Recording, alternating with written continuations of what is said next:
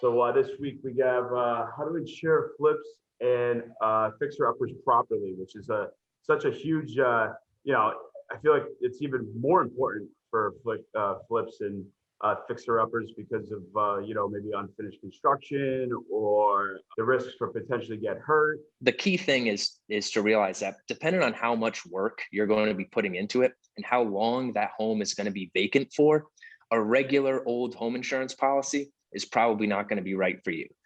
Just a traditional home insurance policy that we'll usually set up for most people that you and I deal with on a daily basis, Matt, is perfect for a home that's going to be occupied within 30 days of them moving in.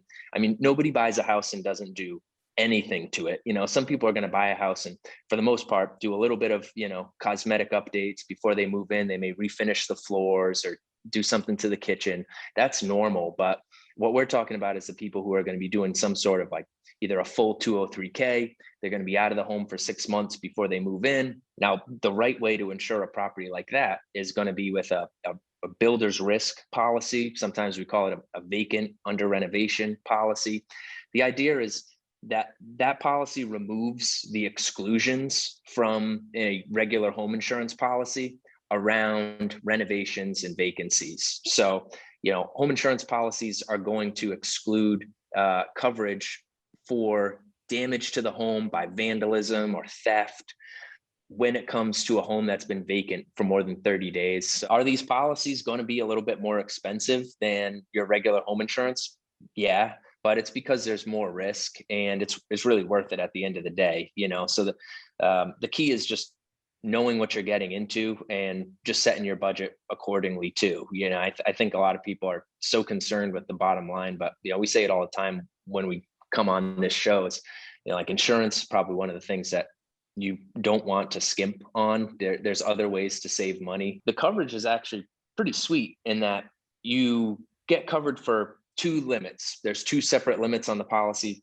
One is going to be for the value of the existing structure. And then there's another limit for the value of the renovations that you're putting in. You're only paying for what you get at the time, so it moves right along with you. You may have bought a home for $200,000 and you're planning to put $100,000 of work into it.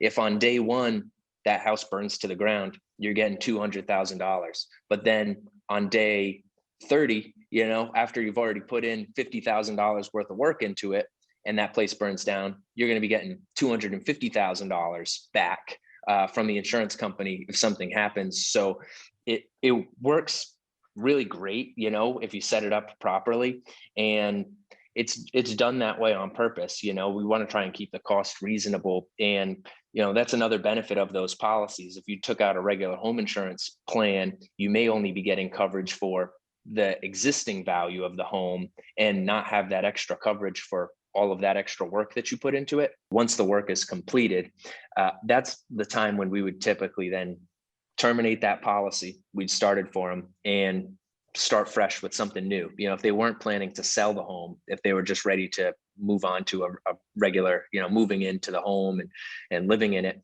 that's when we'd switch it over to your standard home insurance policy. They're going to be getting a much better rate for it. And they're also going to be getting a lot of discounts because of all the work that they did to improve it, probably new roof, plumbing, heating, electric, all those things help your insurance a lot. So you paid for it at the beginning, but now you're getting a sweet deal because all the work you did.